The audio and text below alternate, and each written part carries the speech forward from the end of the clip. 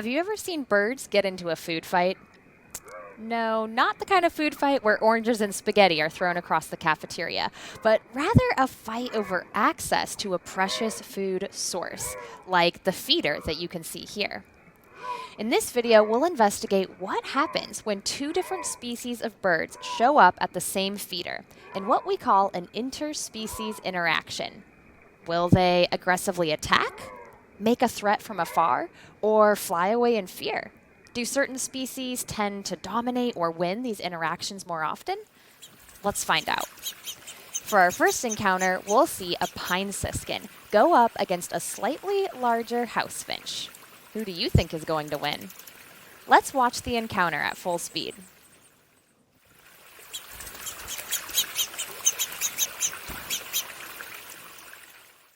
What did you notice about this interaction? Who do you think was the winner? Did either bird have an advantage?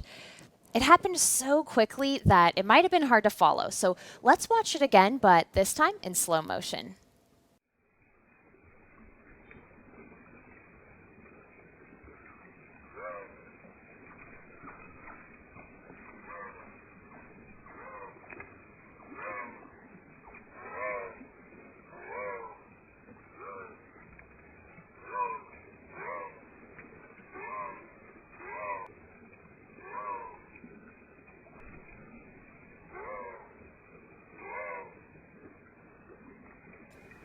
When we watched closer, though, we saw that the pine siskin ultimately won this battle. Was that the one you picked? Do you think the pine siskin had an advantage already being in the feeder first? Maybe it was better able to defend itself there. Sometimes birds act aggressively like this around feeders. Why do you think that is?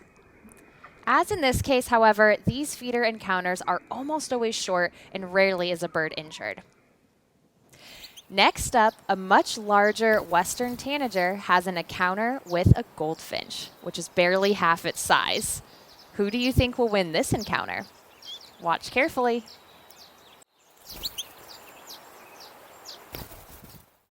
Was this even an encounter?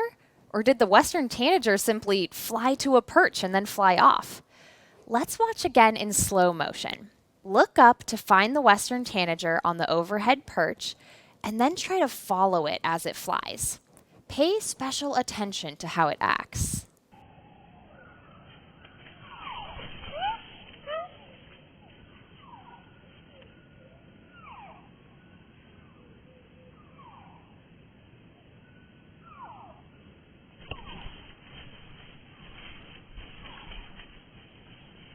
Well, nothing much seemed to happen here. Let's watch that again in slow motion, but this time look at the goldfinch. Does he pay any attention to the tanager? Let's look to see if there's any distanced interactions between these two birds.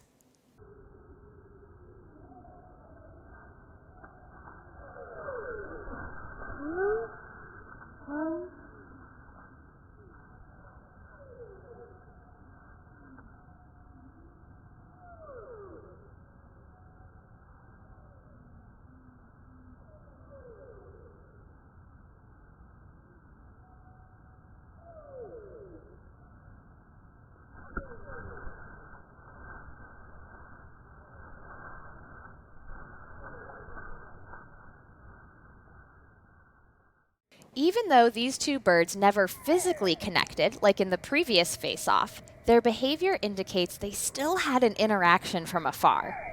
Did you notice that as soon as the western tanager started to fly down, the goldfinch circled the feeder? Why do you think he did that?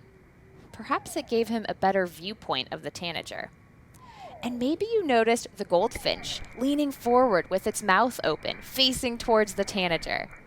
Perhaps that was enough to convince the tanager to not confront the goldfinch. So the winner here was the much smaller yet very scrappy goldfinch. Our next encounter pits an impressive-looking Steller's jay and the smaller European starling. Who do you think will win this encounter?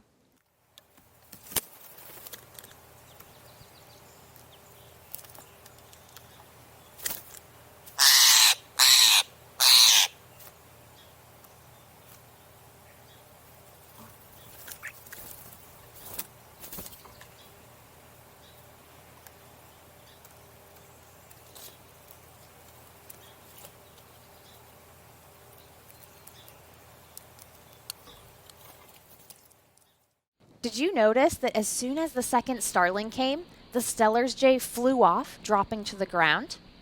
And despite of being larger, having to battle two starlings was perhaps too much for the jay. And did you see that another Steller's jay landed near the feeder, but then also flew away? It's quite likely this jay was waiting for the first one to leave. As soon as it saw those starlings, however, it realized that it also did not want to mess with them.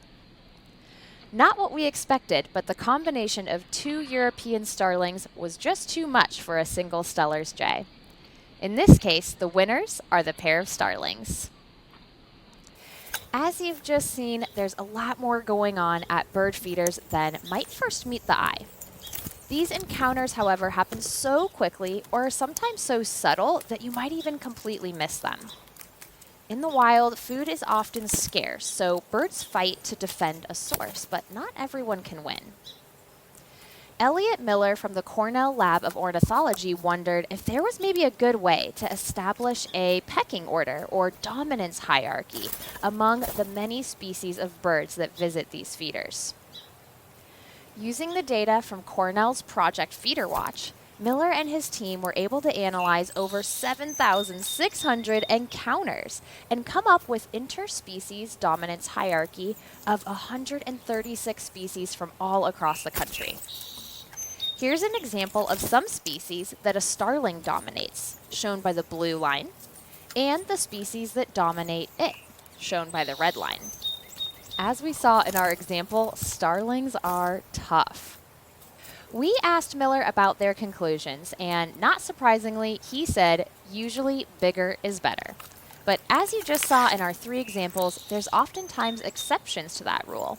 For instance, hummingbirds are tiny, but very aggressive, since they need a lot of food each day to keep up with their very active lifestyle. And woodpeckers, with their long bills made for drilling into trees, are also often avoided by other species. Non-native species like starlings might also disrupt the natural hierarchy. The dominance between species might even change based on the season, habitat, or region that they live in. Miller also looked into which species are most likely to fight and found some indications that the closer the species are related to one another, different species of chickadees, for instance, or the housefinch and pine siskin that we saw earlier, the more likely they are to fight each other. And an even more important indicator is diet. If two species eat the same type of food, they're more likely to be aggressive to one another. More research is needed to answer these and other questions.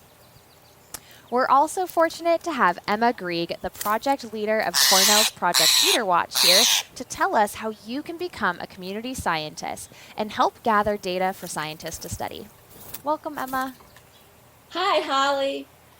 Project Feeder Watch, which is jointly run by the Cornell Lab of Ornithology and Birds Canada, works with more than 25,000 community scientists annually to collect data on the birds that visit backyards. It has been running for over 30 years. The collected data helps scientists better understand changes in bird abundance and distribution, and allows researchers to identify bird species that are in decline. With this information, they're able to focus on at-risk species and figure out ways to help them rebuild their populations. Our data has also been used to look at the expansion and contraction of species and information on the spread of disease at feeders, among other things. You can help by joining Project Feeder Watch and recording your observations of the birds near you. You don't even need feeders to participate. Just observe whatever birds you see at home and enter them on our website. You can find more information on Project Feeder Watch at feederwatch.org. Thanks, Emma, for telling us about Project Feeder Watch and how people can participate. The next time you see birds feeding, watch their interactions. It's a whole new world to see. Happy bird watching!